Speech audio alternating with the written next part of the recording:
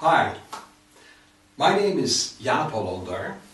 I am a psychologist from the Netherlands, from Holland, and I will be coming to Poland to teach provocative coaching. Provocative coaching is a method, and it really is a very systematic method, where you challenge the client or challenge the coachee in order to make them stronger. As they say, swimming against the stream will build your muscles. Well, in the psychological sense, that is provocative coaching. You are all the way behind the person. You are helping them develop, you're helping them grow, you're helping them to become more sensitive, to be stronger, more effective. But you're doing that in a roundabout way, where you're actually claiming that they cannot do anything, or that they're stupid, or whatever, which makes them, enter into a sort of a resistance, and where they themselves are telling themselves and you that yes, they can do it, and yes, they will do it, and yes, they are okay, and they are worthwhile, etc. So, provocative coaching, very closely related to provocative therapy, is a combination of three things. Number one, warmth, empathy, in being in touch with yourself, being in touch with the other person, feeling warmth and love for your client. That's number one. Number two, humor, seeing things in a very funny manner. And number three, provocation, challenging somebody. And it's these three elements combined together, these three elements of, archetypal energies, you could say, of, on the one hand, love and tenderness, and on the other hand, humor and playfulness, and on the other hand, strength and provocation, together that make up provocative coaching and make provocative coaching so special. It's totally different from sarcasm or cynicism.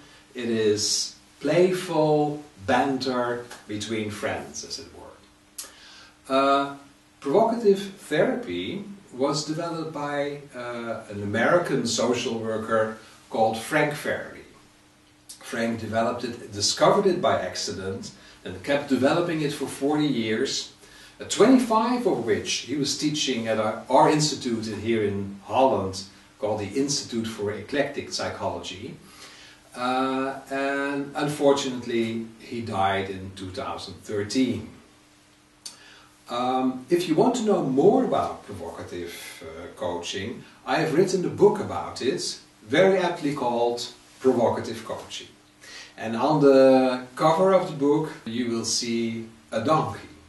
And the donkey is a good symbol for provocative coaching, because one of the principles of provocative coaching is, if you want the donkey to move forward, you sometimes have to pull its tail. If you pull its bit, the donkey will resist. If you pull its tail, the donkey will go forward. And you've probably all had that experience, where somebody told you, you cannot do this because you are too old, because you are too young, because you are too dumb or too clever, or you were born in the wrong class, or you were born in the right class, or whatever. And do you remember what your response was? If you take an example of that from your own life.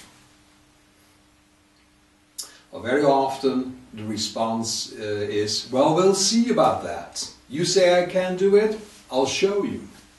Well, that's, in daily life, a very tiny, simple example of provocative therapy and provocative coaching. Let's see, what else did I want to say?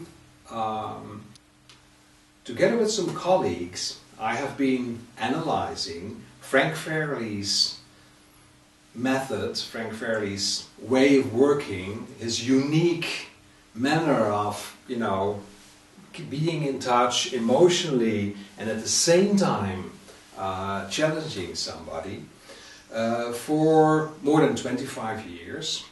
And we came up with a model on how to do it. How you can do provocative coaching and provocative therapy. And that's the method I will be teaching in Poland. So, bye-bye, and I'm looking forward to seeing you all.